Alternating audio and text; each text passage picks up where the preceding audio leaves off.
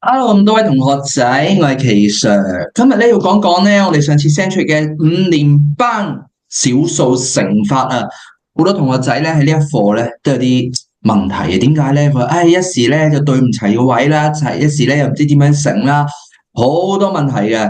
記住，小數乘法呢一課咧係喺我哋5年班呈分數入邊咧好重要。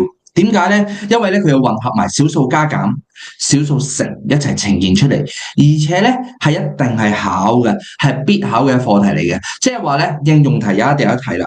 OK，簡單嘅文字題咧，起碼都會出一兩題，然之後運算題亦都會出一題，起碼呢一度咧都起碼佔咗成10分嘅啦嚇。所以一定要熟咗佢 ，OK， 練熟咗佢。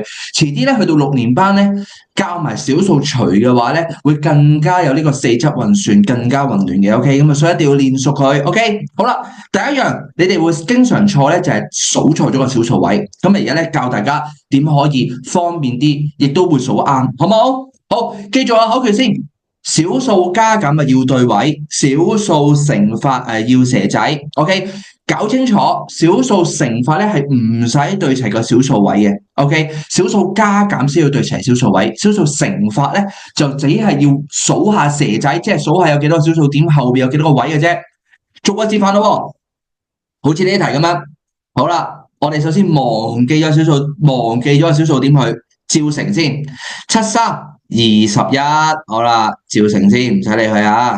好啦，而家數咯，小數點後有幾多個位 ？OK， 小數點後有1個位，小數點後有幾多個位？小數點後有1個位，1加1就會等於2。OK， 所以只要喺後邊嗰度數翻2個小數點位上去就得噶啦。好，預備1、2 ，OK， 個小數點去到呢度咯，點前面補翻個0，所以就係0.21，就係咁簡單。OK， 做多個示範。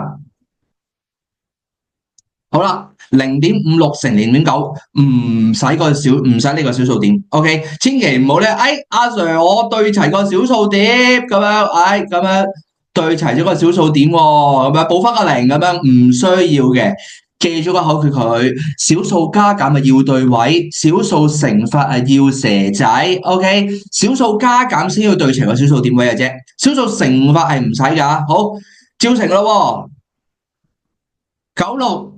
54，照寫啦。95 45加5就係50。好啦，而家要數下小數點有幾多個位咯？用翻支紅色筆先。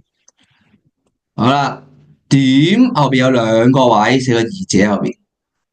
點後邊有1個位，寫個1字喺後邊。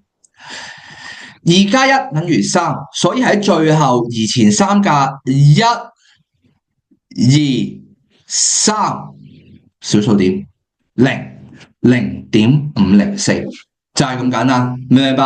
好啦，如果好多同學就話，咁點算啊？如果遇到啲整數喎，整數唔使理佢啦。譬如而家做多個示範啦，下邊0.3乘4啦，好唔好？乘4，咁咪照乘咯。4、3就12。OK， 好啦，數下小數點有幾多個咯？小數點後有1個位，整數有冇小數點？冇，0，即係2前1格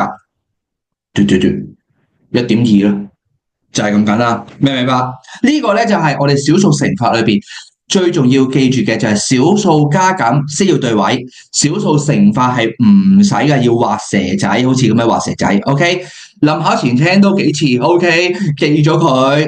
好，呢個第一個技巧，下一個技巧下一條短片再分享，好唔好？好，今堂講住咁多先，下堂再見，拜拜。